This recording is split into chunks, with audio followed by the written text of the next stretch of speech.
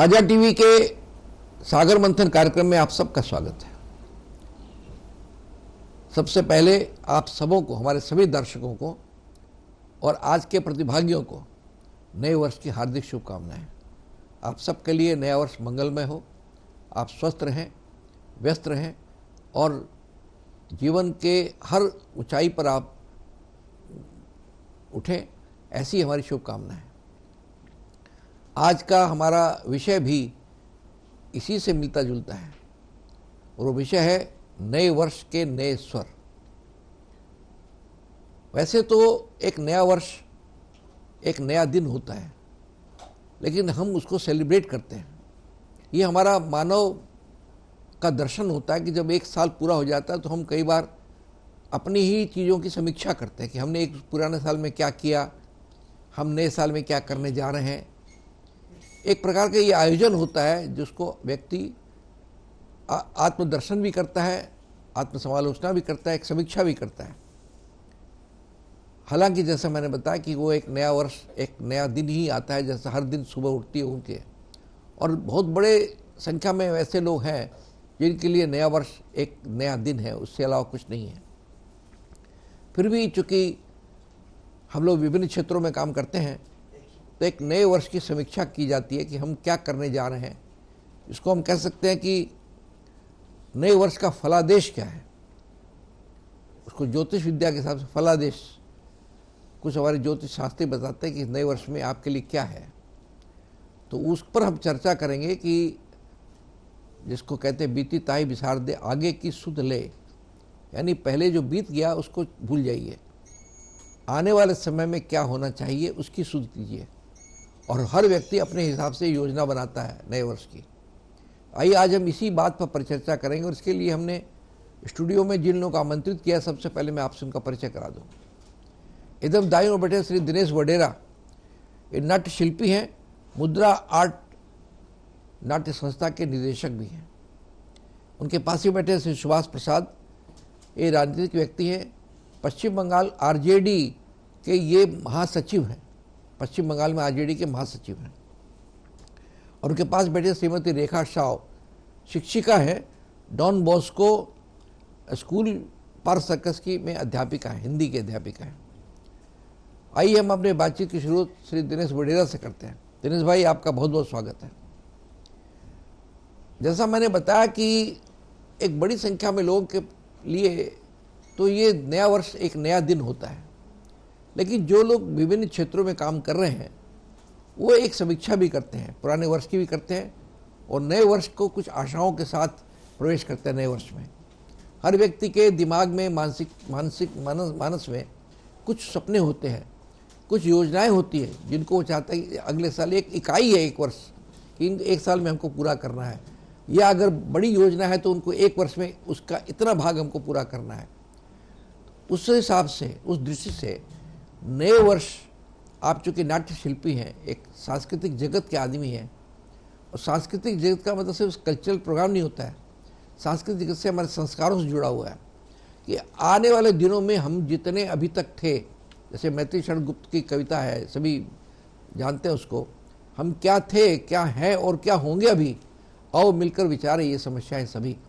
तो एक संक्षेप में इन नए वर्ष में, नए वर्ष के अंदर क्या है, जो हमारे अभी सांस्कृतिक की बात बहुत काफ़ी होती है, कल्चरल इरोजन की बात भी होती है कि हमारी सांस्कृतिक में, हमारे संस्कारों में कितनी गिरावट आ गई है, एक चिंता का विषय है।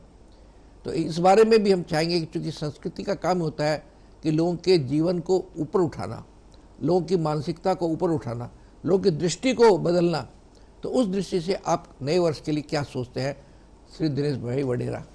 नमस्कार। पहले तो यीशु के नए वर्ष की सभी को शुभकामनाएं। कुछ कहो तो ऐसे कहो कि प्यार मुस्कुरा उठे, कुछ कहो तो ऐसे कहो कि प्यार मुस्कुरा उठे, प्यार ही से प्यार को प्यार कह देना। ये रिजोल्यूशन है। ये जो समय चल रहा है, नव वर्ष का आगमन सभी को हर्षित करता है, पर ये नए वर्ष मेरे स्वर में कुछ नए रूप लेकर आया है और वे है पॉजिटिविटी, उसी को संभाल कर रखना। आज पूरा का पूरा विश्व नेगेटिव होने जा रहा है, उस समय हमको कुछ पॉजिटिविटी, सकारात्मक सोच को साथ में लेना होगा। व्यक्ति आम समाज में एक सामाजिक प्राणी है, इसलिए स्वार्थी भी है। मैंने इस पीछे एक साल में जो जो घटनाएं देखी उसके ऊपर मैं कुछ प्रकाश डालूंगा, पर पहले मैं बताऊं कि मैं अपने नए स्वर किस तरह से पाता हूं। सबसे पहला, स्वयं को खुश रखना और दूसरों को, अपनों को खुश करना, ये मेरे खुशी के तेवर हैं।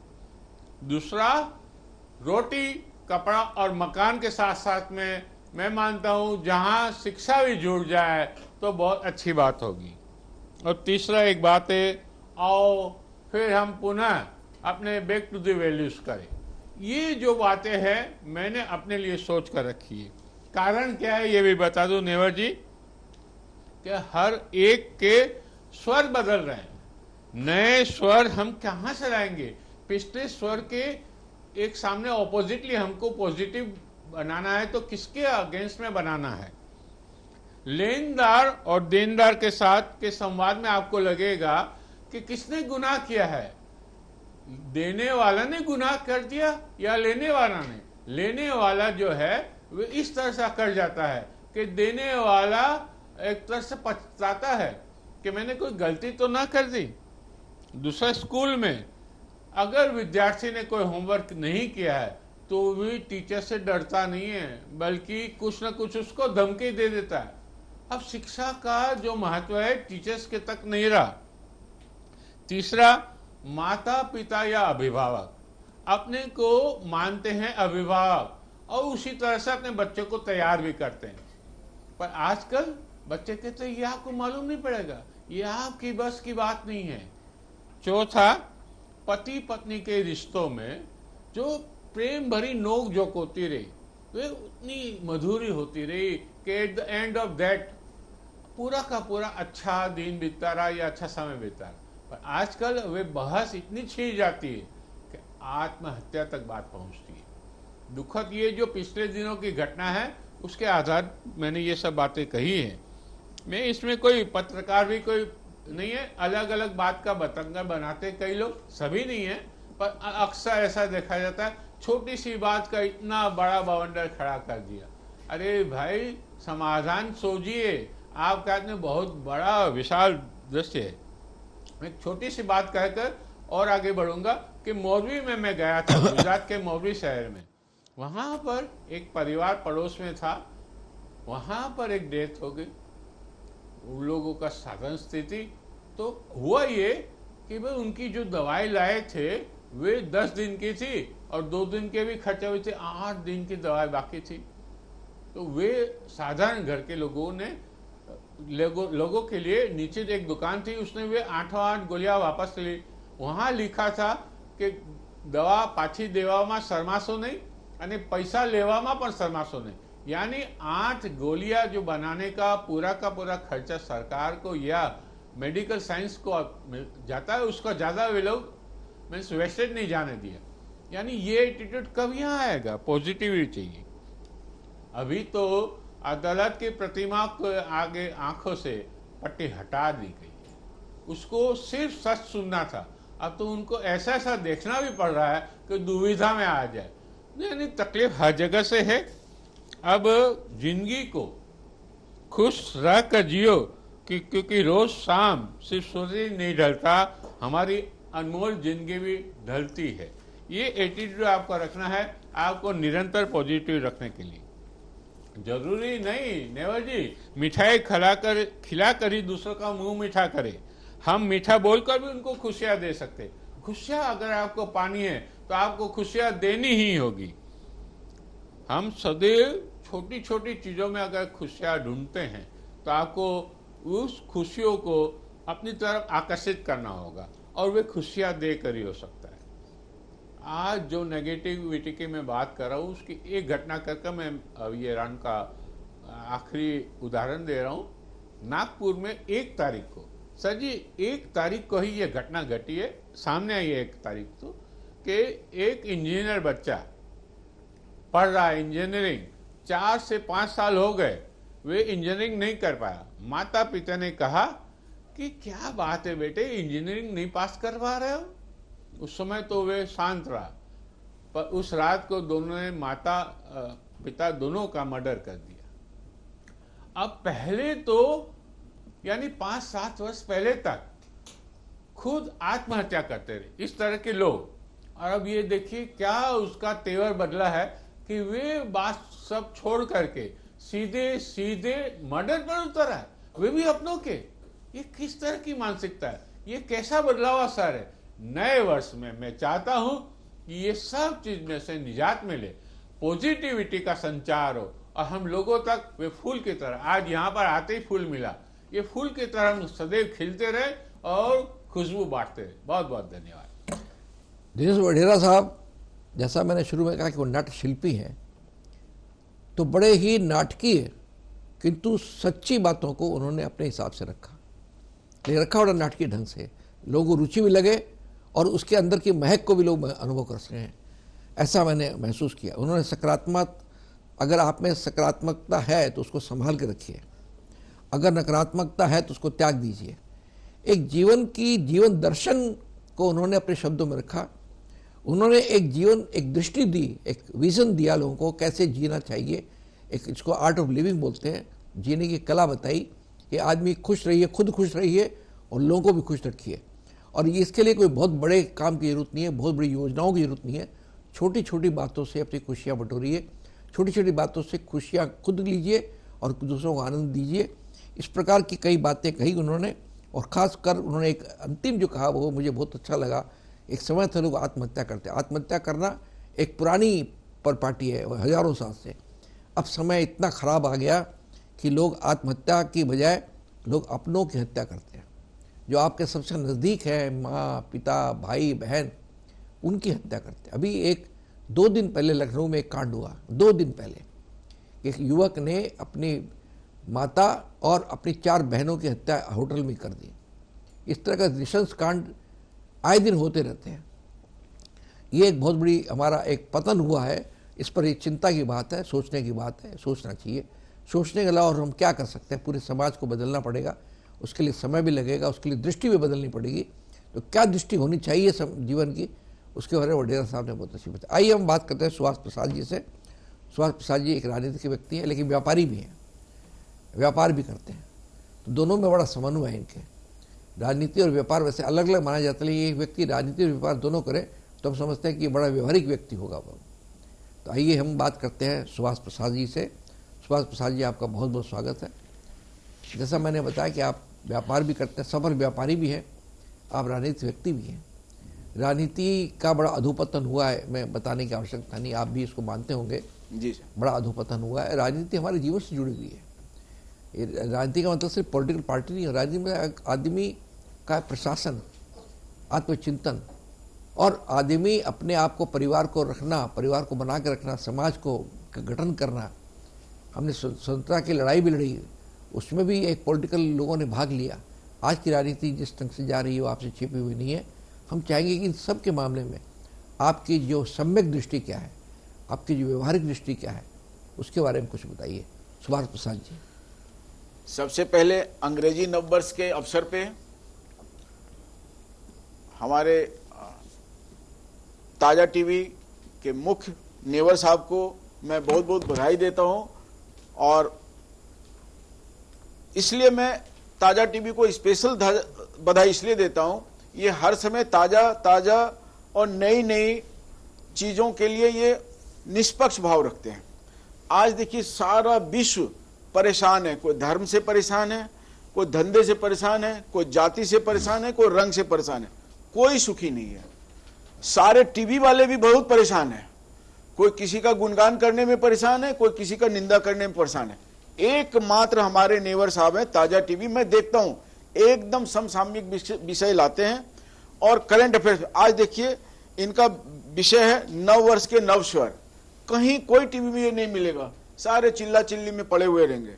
खैर, नव वर्ष हमारा अंग्रेजी का भी आता है, कुछ दिन के बाद हिंदी का भी नव वर्ष आएगा, चैत्र मास से चालू होता है। हमारा देश विभिन्नताओं से भरा हुआ देश है, यहाँ पे अलग अलग जाति, धर्म, मजहब, हर तरह के लोग पड़े हुए हैं और हम लोग बड़े खुश नसीब हैं। हिंदुस्तानी हर धर्म को, हर कल्चर को बड़ा खुले मन से अपनाते हैं।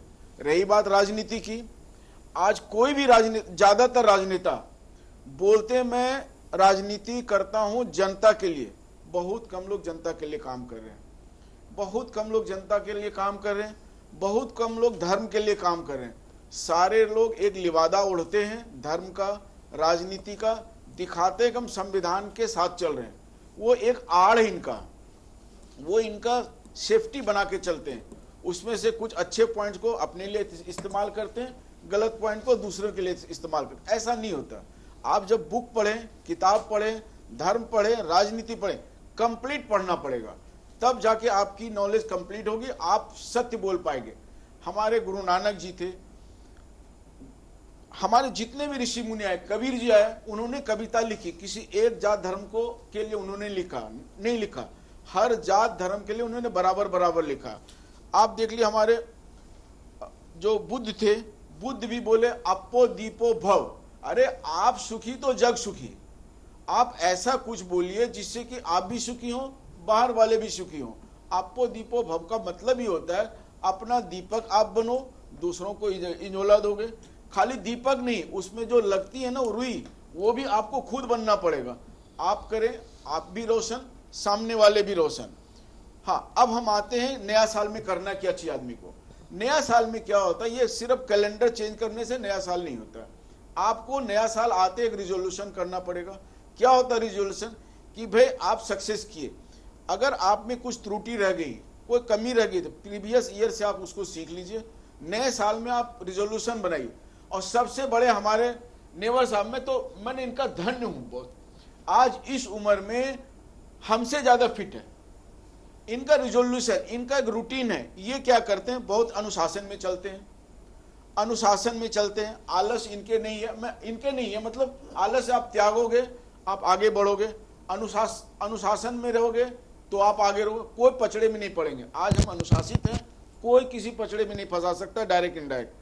निवेश भी आपको करना पड़ेगा। सिखाते हम लोग रोज ही हैं, सीखते कोई नहीं है। हमको सीखने का भी आदत डालना पड़ेगा, प्रतिदिन व्यायाम करना पड़ेगा। सोशल रिस्पॉन्सिबिलिटी भी हमारी है। प्लास्टिक हम लोग यूज कर रहे हैं, आज प्लास्टिक पूरा धरती का जंजाल बना पड़ा हुआ। समुद्र में बहुत सारा चीज, अधिकांश समुद्र भरा पड़ा प्लास्टिक से। ये वेस्टेज नहीं होता, कोई गलत काम नहीं करना चाहिए। अच्छा, ज्यादातर लोग क्या करते हैं, कोई भी चीज का आड़ लेके गलत काम करते हैं, बोलते हैं मैं भाई धार्मिक हूं। वो धार्मिक के पीछे उसका अगर स्वार्थ छिपा हुआ, समझ लियो वो धार्मिक है ही नहीं। हम राजनीतिक आदमी, राजनीति का मतलब ही होता है कि भाई आप परोपकारी बनो। एक पर्टिकुलर काम करते हैं, दिमाग कहीं और है और दिल कहीं और, ऐसे नहीं चलता है।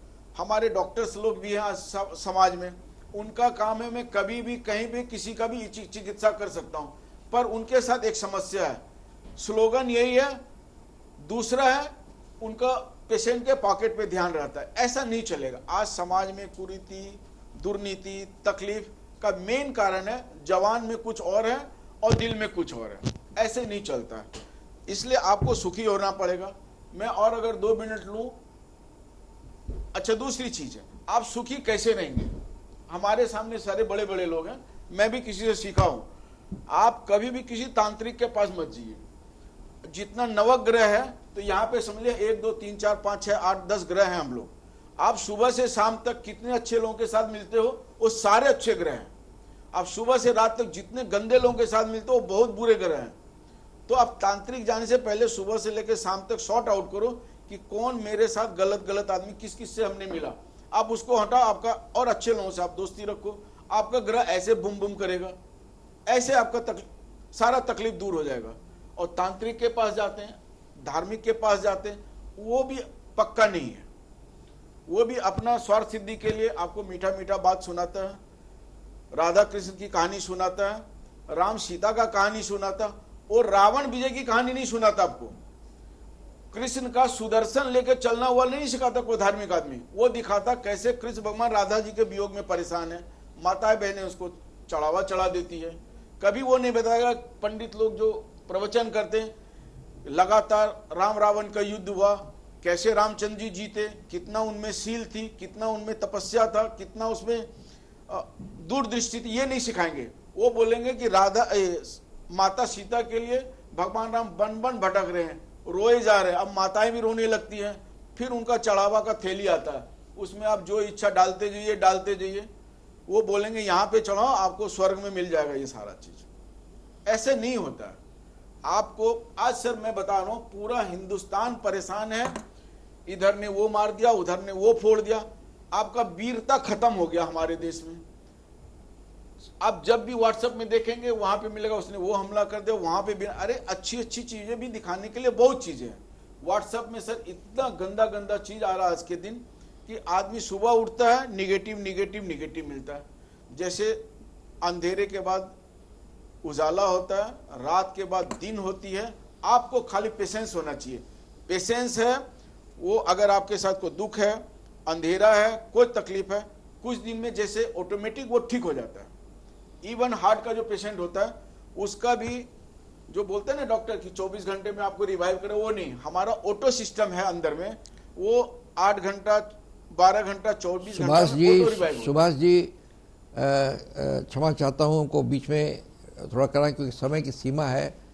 आपने कई बातें बहुत महत्वपूर्ण बताई, जैसा कि दिनेश वडेरा जी ने कहा जीवन की दृष्टि, आपने भी जीवन की दृष्टि के कई पक्ष हमारे सामने रखे।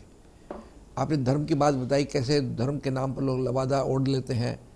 आपने उन लोगों का नाम भी लिया जिन्होंने मानवता के लिए काम किया, जिन्होंने सुधार किया उसमें। नानक, कबीर आपने बताया, आपने बुद्ध का कहा कि आपको दीपक हो बने, अपना ही दीपक खुद बनो, किसी को जरूरत नहीं, आप अपना दीपक बनिए, आप अपनी बाती में जलिए, अपने जीवन को जलाइए और उसी से ज्ञान लीजिए। उसको दूसरों से ज्ञान लेने की जरूरत नहीं है। ये बहुत बड़ी बात कही आपने। स्वास्थ्य की बात भी कही, सामाजिक दायित्व की बात भी कही, धर्मांधता की बात भी कही, आज के सोशल मीडिया की बात भी कही आपने कि कैसे आज का सोशल मीडिया जो है किस प्रकार लोगों को मानसिक रूप से भटका रहा है, इसकी बात भी कही आपने। काफ़ी कम समय में काफ़ी व्यापक आपने दृष्टि दी लोगों के बारे में। इस प्रकार हम आपकी बात हमने सुने और इसको बात को समझना चाहिए। इस प्रकार हमने दिनेश वडेरा साहब से, सुभाष प्रसाद जी से एक ही सवाल पर दोनों बातें सुनी, दोनों दृष्टि सुनाई।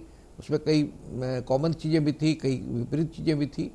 बहरहाल हमने काफ़ी आपसे समझी। इसके पश्चात आज हम लेते हैं छोटा सा ब्रेक। आप देखते रहिए सागर मंथन।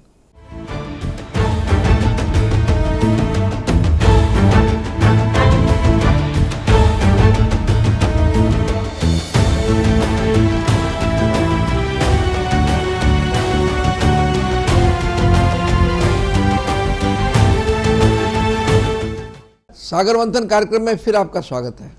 हम परिचर्चा करें नववर्ष के नए स्वर, और इन नए स्वरों के बारे में श्री दिनेश वडेरा ने, श्री सुभाष प्रसाद ने अपनी अपनी बातें कहीं। लेकिन उन दोनों की बातों में एक चीज़ जो सबसे सामान्य है, जो कॉमन है, वो ये थी कि अपनी नकारात्मकता अगर आप में है उसको त्याग करिए, सकारात्मकता है तो उसको आप बटोर के रखिए, और नए स्वर में आप हमेशा समाज की व्यवस्थाओं पर सोचिए।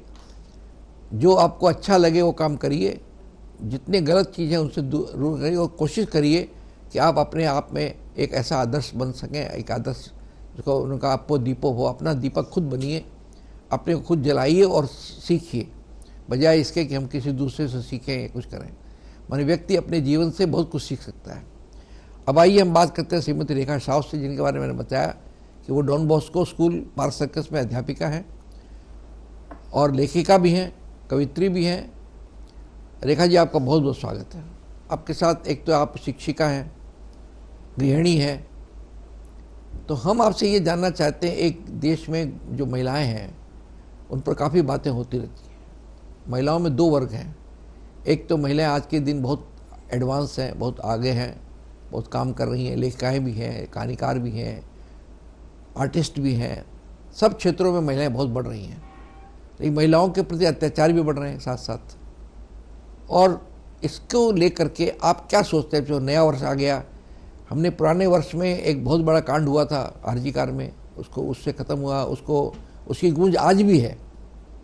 हम इन सब को मिला करके बहुत संक्षेप में आपसे जानना चाहेंगे कि आप नए वर्ष के लिए क्या सोचती हैं। श्रीमती रेखा शाह। नमस्कार। मेरी ओर से नेवर जी को, सभी प्रतिभागियों को जो यहाँ उपस्थित हैं और ताज़ा टीवी के सभी दर्शकों को नववर्ष की हार्दिक शुभकामनाएं, हृदय से धन्यवाद और बधाई। विषय भी बहुत नया नया है और ताज़ा टीवी मतलब नाम से ही लगता है कि सब कुछ बहुत ही ताज़ा है, फ्रेश है। तो नई चर्चा के साथ शुरुआत करती हूँ इसकी। मैं एक शिक्षिका हूँ और एक शिक्षिका होने के नाते मेरा सबसे ज़्यादा संबंध अपने बच्चों के साथ रहता है। कोरोना के बाद से देखा गया है कि बच्चों में कुछ कमियां तो आई है। वो कमी क्या है? उनमें धैर्य की बड़ी कमी है। सब कुछ बच्चों को इंस्टेंट चाहिए, अभी के अभी चाहिए, तुरंत चाहिए। और आज का जो युवा वर्ग है, जो पढ़ करके निकल रहे हैं, नौकरियां नहीं मिल रही है, और जो अच्छे अच्छे स्कूल कॉलेज से पढ़ करके निकल रहे हैं, आज के बच्चे बहुत टैलेंटेड है, ये मैं कहना चाहूँगी। उनमें बहुत गुण है, उनमें रचनात्मक प्रवृत्ति भी है। लेकिन कुछ बच्चे ऐसे भी हैं जिनको उतनी सुविधाएं परिवार से, समाज से नहीं मिली, जो थोड़ा सा पीछे रह जाने वाले हैं। वो कुंठाग्रस्त भी हैं, अवसादग्रस्त भी हैं, और इसके कारण वो निराशा में पड़ करके गलत कदम भी उठा लेते हैं। लेकिन दोनों अपनी अपनी सोच है, सकारात्मक और नकारात्मक, जैसा वडेरा साहब ने कहा। तो क्यों नहीं ये नए साल में हम ऐसा प्रण करें कि हम सकारात्मक सोच के साथ आगे बढ़ें। नया साल, नया दिन, हर दिन एक नई सुबह होती है। मेरा तो ऐसा मानना है एक शिक्षिका होने के नाते भी कि सिर्फ हम अंग्रेजी नया वर्ष क्यों मनाते हैं? इसलिए मनाते हैं क्योंकि इसे पूरा विश्व मनाने लग गया है, तो हम भी उसके जद में आ गए और उसे मना रहे हैं। हालांकि हमारा नया वर्ष अभी शुरू हुआ नहीं, जिसके बारे में हम खुद ही अपने बच्चों को नहीं बताते हैं, और शायद आजकल के हिंदुस्तानी बच्चे जानते भी नहीं कि हमारा नया साल चैत महीने से शुरू हो जाता है। होली के बाद वाला दिन जो होता है, नए वर्ष की शुरुआत होती है। तो हम अपनी परंपराओं से कट रहे हैं और अंग्रेजियत को ज्यादा अपना रहे हैं। पिछले साल बहुत सी ऐसी घटनाएं हुई जिसकी अनुगूंज आज भी है। जैसा सर ने बताया, नेवर जी ने, कि आरजीकर की घटना हुई। आरजीकर की घटना का प्रतिवाद बहुत अच्छे रूप में भी हुआ और होना भी चाहिए। एक महिला होने के नाते मैं तो ये कहूंगी कि घटनाएं घट जाती है और उसके बाद लोग ढोल पीटने बहुत ज्यादा लगते, क्यों नहीं पहले से इसकी सुरक्षा व्यवस्था की जाए। तो ये इसकी सुरक्षा की व्यवस्था करना सरकार की भी जिम्मेदारी है, समाज की भी जिम्मेदारी है। कोर्ट का जब इस मामले की जब सुनवाई चल रही थी, मैं थोड़ा सा अपने विषय में आती हूँ इसकी, तो उसमें बहुत सी चर्चाएं हुई। एक चर्चा ये भी हुई, क्या औरतों को रात में काम करने नहीं जाना चाहिए? क्यों नहीं जाना चाहिए? बिल्कुल जाना चाहिए। ये रात और दिन का फर्क क्यों? ये रात और दिन का फर्क वही करेंगे जो औरतों को सुरक्षा प्रदान ठीक से नहीं कर पाएंगे। तो नए साल में मेरी ऐसी उम्मीद है कि सरकार भी सचेत होगी इस मामले में, समाज भी सचेत होगा, परिवार का भी पूरा सपोर्ट मिलेगा महिलाओं को, और उन्हें आगे बढ़ने के लिए प्रेरित किया जाएगा।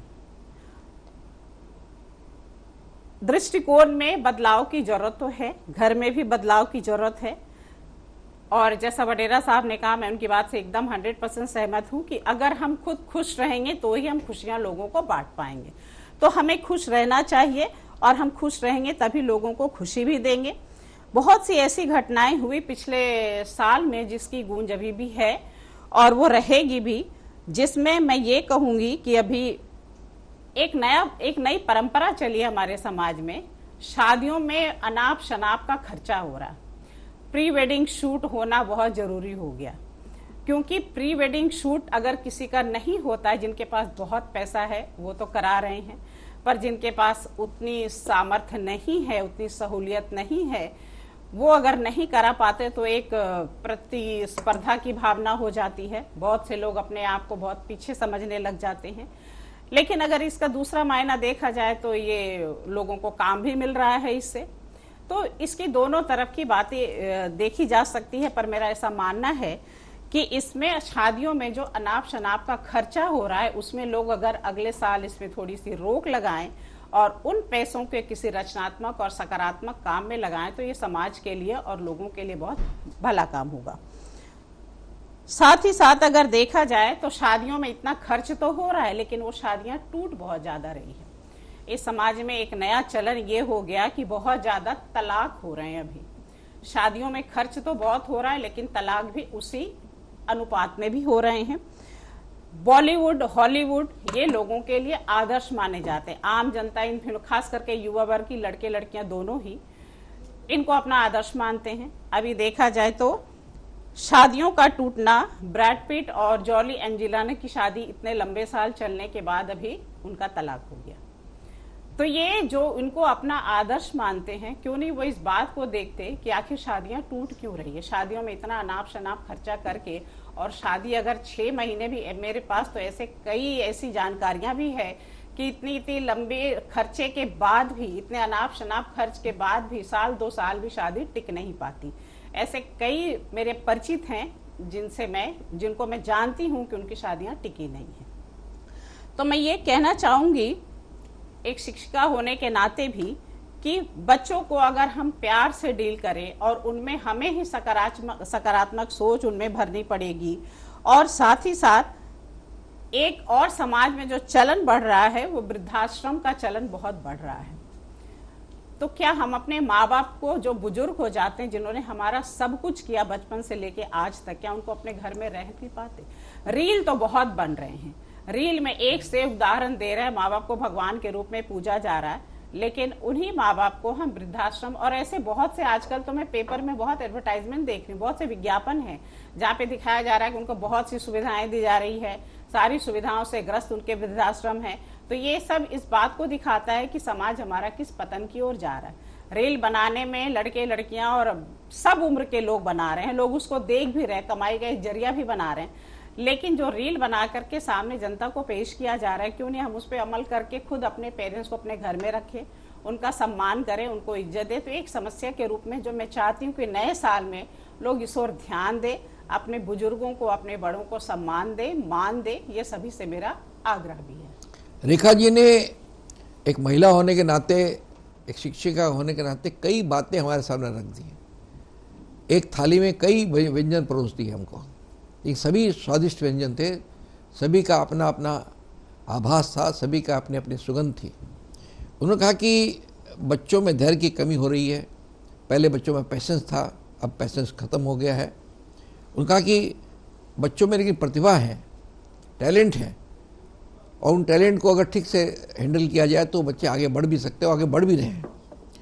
उन्होंने कहा कि बच्चे सुविधाहीन भी हैं, जिनका सुविधाएं नहीं है, उसकी वजह से वो कुंठाग्रस्त हो जाते हैं, निराश हो जाते हैं, कई बार गलत कदम उठा लेते हैं। उन्होंने ये भी कहा कि घटना हो जाती है, अभी आर्जिकार की घटना को संदर्भ में उनका घटना हो जाती है, घटना के बाद हम ढोल पीटते रहते हैं, हम कभी भी ये चेष्टा नहीं करते कि इस तरह घटना न हो, हम उसी की पहली व्यवस्था करें कि इस तरह की घटना न हो, शर्मिंदा नहीं होना पड़े आदमी को। और कई लोगों ने भी उपदेश दिया औरतों को रात में नहीं काम करना चाहिए। उन्होंने एक सवाल किया, क्यों नहीं करना चाहिए रात में काम? इसका ये उपाय थोड़ी ना है, अगर किसी औरत के साथ गलत काम हुआ है तो आप ये कहते हैं कि साहब औरत को रात में काम बंद करके कोई सुधार नहीं होता है। औरतें काम कर सकें रात में, जब चाहे कर सकें, ऐसी व्यवस्था होनी चाहिए, ऐसी हालत होनी चाहिए कि महिला हो चाहे पुरुष हो, वो किसी व्यक्ति भी काम कर सकता हो। उन्होंने ये कहा कि कुछ शादियां विवाह में खर्चों की जिक्र किया उन्होंने। एक सामाजिक बहुत बड़ी एक कुरीति है हमारे यहाँ कि सामाजिक शादी खर्च, प्री वेडिंग, इसको जो बताया उन्होंने। और शादियां होती हैं, बहुत बड़ा खर्च भी होता है, बाद में शादियाँ टूट भी जाती है।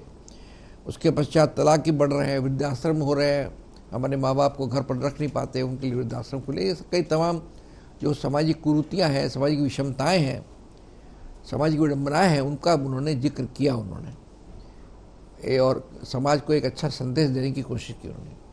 आइए अभी इसी बीच में हमारे पास में अभी उपस्थित हुए हैं सिराज खान बाती साहब। बाती साहब का बहुत बहुत स्वागत है। बाती साहब कथाकार हैं, लेखक भी हैं, कहानियाँ लिखते हैं। बाती साहब, आपने कहानियाँ लिखी है, खासकर सामाजिक व्यवस्थाओं पर तो आपने बहुत कहा, मैं कई कहानियाँ आपके पढ़ चुका हूँ, हमारे विशेषांक में भी आपकी कहानी छपती है। कहानियाँ प्रेमचंद जी भी लिखते थे, और बहुत ऐसी लिखते थे जो लोगों को चोट करती थी लोगों के दिल में, लेकिन समाज की व्यवस्था तो वही की वही रह गई। ऐसा क्या काम होता है कि आप लिख भी रहे हैं, आपकी कलम में ताकत है। प्रेमचंद जी का उदाहरण मैंने किया, प्रेमचंद जी ज़्यादा लोकप्रिय कौन कथाकार होगा, लेकिन सामाजिक व्यवस्थाएं करीब करीब वही की वही हैं। ऐसा क्यों? ऐसा है कि बाती साहब, निवर जी 9 वर्ष के 9 स्वर के इस शीर्षक पे मैं निराला की एक पंक्ति के साथ शुरुआत करना चाहता हूँ कि 9 ताल 9 रस जगमग जगमग कर दे। निराला ने प्रार्थना की थी सरस्वती वंदना में कि हर एक युग, हर एक समय में जगमग जगमग जीवन हो, संसार हो, सिर्फ भारत ही नहीं संसार की कल्पना की उन्होंने कि जगमग जगमग कर दे। ये जो जगमग जगमग करने की जो कल्पना है, जो प्रार्थना है निराला की, वही हमारी भी प्रार्थना, हमारी कामना भी यही है। अब रही बात लेखक होने के नाते, ये जो हम लोग लिख रहे हैं, कविताएं, कहानियाँ, लेख लिख रहे हैं, उसके बावजूद भी जीवन में उत्थान नहीं आ रहा है, वो संशोधन जो होना चाहिए नहीं हो रहा है। एक कारण, महत्वपूर्ण कारण ये है कि जो राजनीतिक जीवन हमारा है, जो राजनीतिक संचालन हमारा है, वो बहुत ही बिखरा हुआ है। ये राजनीतिक संचालन के कारण से सारे विश्व में ये बिखराव है, उथल पुथल है। लेखक अपना काम कर रहा है, लेखक तो आंदोलन नहीं कर सकता है, कलम से वो आंदोलन करता है।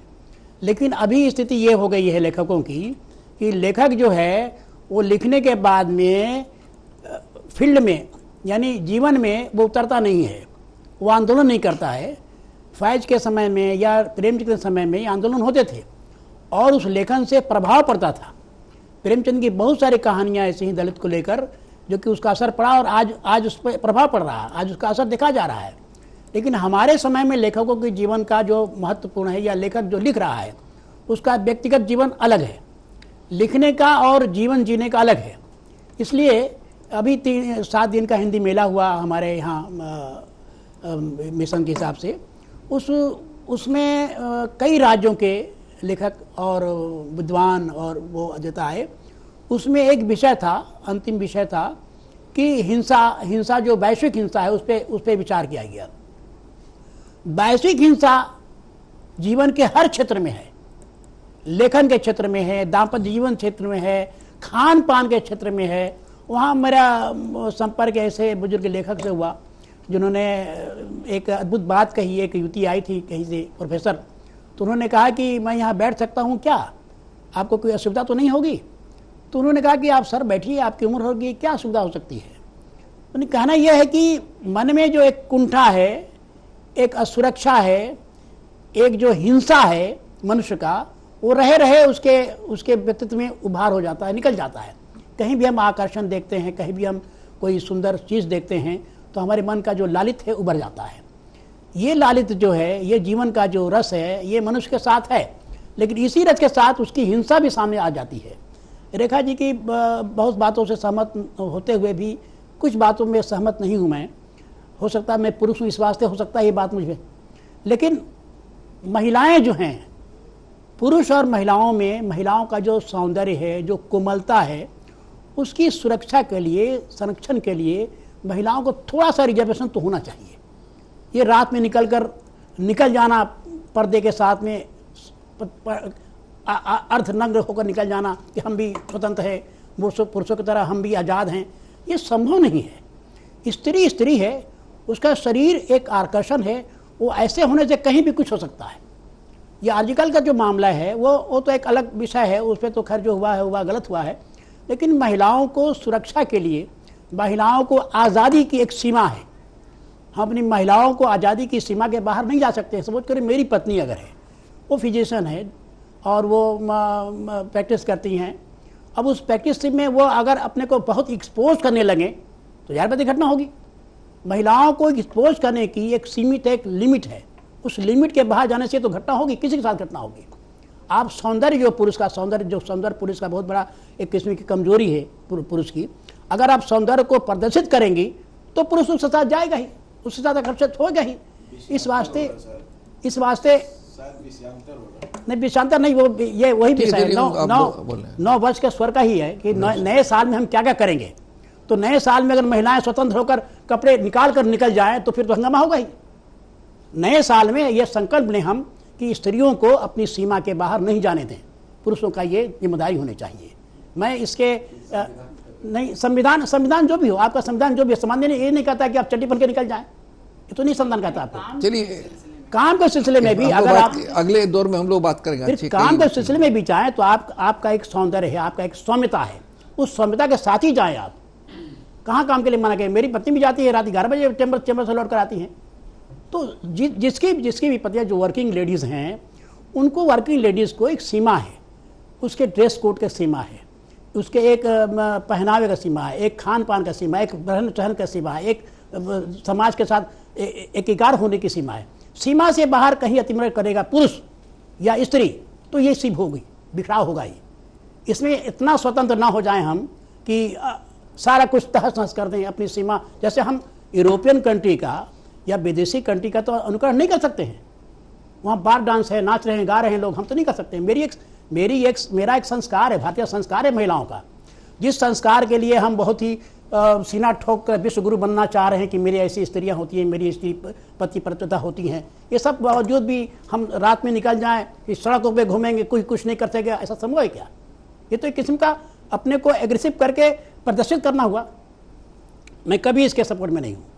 सिराज खान बातिश साहब ने कई बातें कही, कुछ चीज़ें उन्होंने ऐसी भी कही जो उनके अपने मत और अपने अनुभव की बात, एक मिनट, अनुभव की बातें हैं। किसी भी आदमी के विचार के साथ मत हो भी सकता है, मतभेद भी हो सकते हैं, लेकिन हर विचार कहीं से आता है, उसके अपने अनुभव से आता है। जैसे उन्होंने कहा कि भाई महिलाओं में कोमलता होती है, उस कोमलता को हम भी अप्रिशिएट करते हैं। उनका ये कहना है कि उनकी सुरक्षा भी होनी चाहिए, और सुरक्षा तब होती है जब खुद आदमी अपनी पहली सुरक्षा करे। तो एक कोशिश हो रही, एक सीमा होती है, एक बच्चे की सीमा होती है, एक पुरुष की भी सीमा होती है, एक महिला की भी सीमा होती है, एक शारीरिक चीज़ें हैं, ये होती है डी में। तो चलिए इसमें हमारे अभी आज बहस पूरी दुनिया में छिड़ी हुई है, बहस ये पूरे वर्ल्ड में छिड़ी हुई है बहस। और ऐसी बात नहीं कि पश्चिमी देशों में भी, मैं भी गया हूँ बहुत देशों में, वहाँ भी कुछ हैं सीमाएँ, वहाँ भी है सीमाएँ, ऐसी नहीं है। होटल रेस्टोरेंट में बार में क्या होता है वो एक अलग चीज़ होती है, कमरे के अंदर की बात है। पब्लिकली क्या होता है हम उसकी बात कर रहे हैं, होती है उसमें सीमाएँ। एनीवे, उन्होंने कहा कि एक बात बहुत अच्छी लगी कि पहले लेखक खुद आंदोलन करता था, जो मैंने रखा सवाल। आजकल लेखक खुद आंदोलन नहीं करता है, वो आंदोलन पर लिखता तो लेकिन खुद आंदोलनकारी नहीं होता वो। जैसे प्रेमचंद जी की बहुत बड़ी भूमिका थी, देश के आज़ादी के लोगों को जगाने की भी भूमिका थी, कई लेखकों की भूमिका थी। लेखक तो मशाल लेकर के आगे बढ़ता है, कहा जाता है कि लेखक का क्या काम हो, तो वो आंदोलन की मशाल होता है, मशाल लेके आगे बढ़ता है, खुद बढ़ता है, लेकिन सिर्फ रास्ता दिखाना नहीं होता। ये बहुत महत्वपूर्ण बात कही उन्होंने। और आदमी का आजकल व्यक्ति का जीवन अलग हो गया, सार्वजनिक जीवन अलग हो गया, बहुत सी जो विषमताएं हैं उनके बारे में कहा उन्होंने। कुछ बातें उनकी हैं जिन पर हम लोग बातचीत करेंगे। अभी हमारे चारों प्रतिभाओं से हमने बात कर ली, अब हम लेते हैं छोटा सा ब्रेक। देखते रहिए सागर मंथन।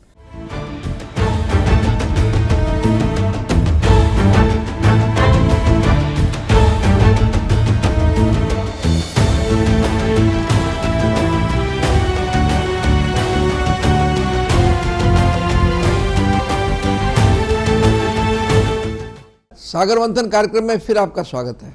हम परिचर्चा करें नव वर्ष के नए स्वर। आपने जो बात की सकारात्मकता और नकारात्मकता की, उसमें थोड़ा सा सकारात्मकता भी, नकारात्मक में आदमी की अपनी अपनी चीज़ होती है। आप किसको मानते हैं? मैं एक बात से ये फिर से स्टार्ट करूंगा, दिने दिने नवम नव, हर दिन नया है, हर दिन कुछ ना कुछ नया आता है। तो आपको स्वीकार करना है तो आप स्वीकार कीजिए, नहीं करना है छोड़ दीजिए। फिर एक बार फिल्मी गीत गाऊंगा कि यारी है ईमान मेरा, यार मेरी जिंदगी, यारी है ईमान मेरा, यार मेरी जिंदगी, प्यार हो बंदों से ये सबसे बड़ी है बंदगी। आपको प्यार ही करना होगा, हर चीज को झुठला करके छोड़ करके प्यार करना होगा। जो लेखक कवियों की बात आ रही थी, उसकी 2 लाइन लेकर मैं अपनी बात पूरी करूंगा। हरिवंश राय बच्चन ने वृद्धों को, प्रौढ़ों को, नवयुवकों को बहुत कहा, बालकों से भी कहा, पर युवकों से जो कहा कि यह शीत प्रीति का वक्त मुबारक तुमको, यह शीत प्रीति का वक्त मुबारक तुमको, हो गर्म नसों में रक्त मुबारक तुमको। यानी उनके ऊपर छोड़ा है।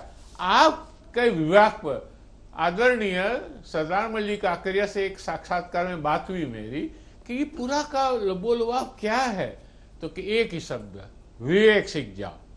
जो अगर विवेक आप में आ गया तो सब कुछ एकदम संपूर्णतः अच्छा हो जाएगा। बहुत अच्छा है दिनेश भाई। आइए बात करते हैं सुभाष प्रसाद जी। सुभाष प्रसाद जी, आपने एक बात कही थी, धर्म का लबादा। अभी आज हमारे देश में ही खूब बहुत जोर से चल रहा है ये। कुछ लोग ऐसा मानते हैं, दो तरह के लोग हैं। कुछ लोग ऐसा है कि धर्म से विमुख नहीं होना चाहिए, कुछ लोगों का है कि भाई धर्म को अलग रखना चाहिए, कुछ लोग बिना धर्म को अलग रखे आदमी का लक्ष्य पूरा। कौन सी बात को आप मानते हैं? बहुत संक्षेप में, बहुत संक्षेप में। धर्म एक आस्था है। अगर मैं हिंदू हूं, गर्व से कहता हूं हिंदू, अगर पूरी धरती पे हिंदू हो जाता तो क्या होता? आज क्या होता सर? वही होता, कोई भी या मुस्लिम हो जाता पूरा धरती पे। आप बता दीजिए कि कौन सा मुस्लिम कंट्री बहुत आराम से है? धर्म एक व्यक्तिगत आस्था है, उसी पे रहना चाहिए सर। हर एक धर्म का आदमी खुद में महान है, किसी पे किसी को थोपना नहीं चाहिए, कोई लबादा किसी पे नहीं चलेगा। और मैं जस्ट दो चलिए, समय हमारे पास बहुत कम है सुभाष जी। एक कविता सुनाता हूं अगर मैं ठीक हूं। लाली मेरे लाल की जित देखो तितलाल, लाली देखन मैं भी हो गई लाल, मैं भी हो गई। चलिए, बहुत अच्छी बात है सुभाष जी। आइए हम लेते हैं एक छोटा सा ब्रेक, उसके बाद फिर हम बाकी दो प्रतिभागियों से बात करते हैं।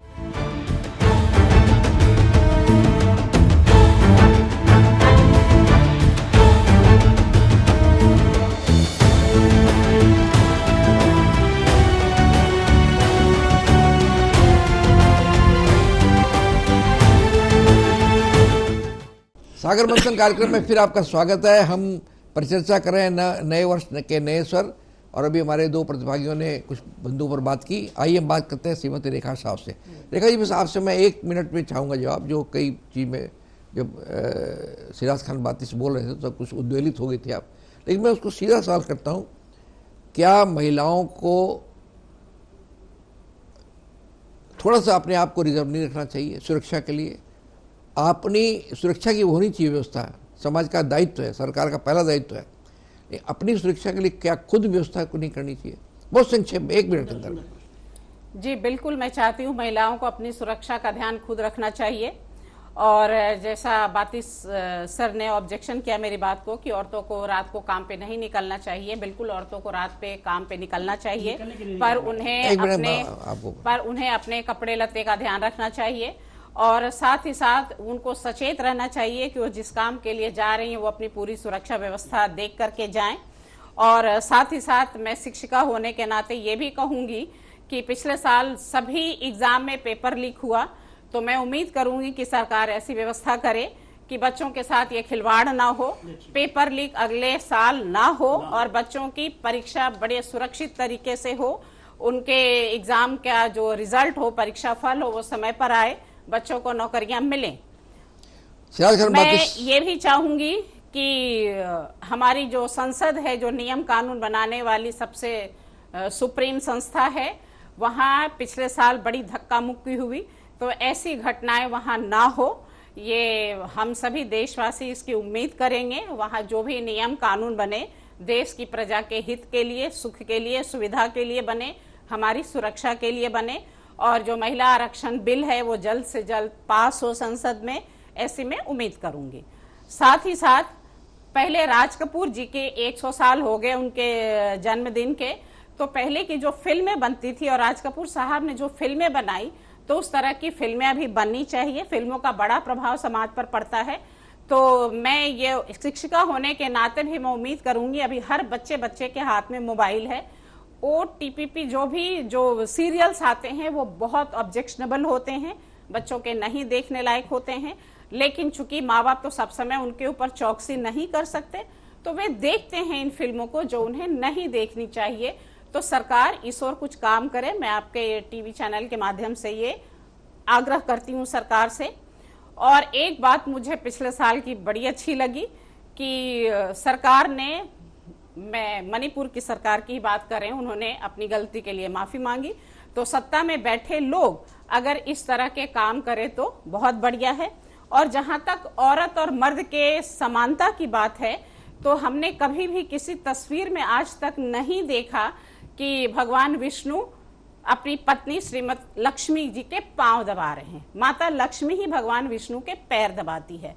तो ये तो नेचर नहीं ऐसा बनाया, प्रकृति नहीं ऐसा बनाया कि औरतों को उन्होंने शारीरिक ताकत कम दी, उनको उनकी सोच समझ अलग है, पुरुषों की अलग है। तो ये बराबरी का कोई सवाल नहीं होता है। अपनी जो प्रतिभा है, अपना जो टैलेंट है, वो पुरुष में भी है, औरत में भी है, और दोनों को अपनी अपनी प्रतिभा दिखाने का और अपने जीवन को सुखी संपन्न बनाने का समान अवसर मिलना चाहिए, ऐसा मैं सोचती हूँ।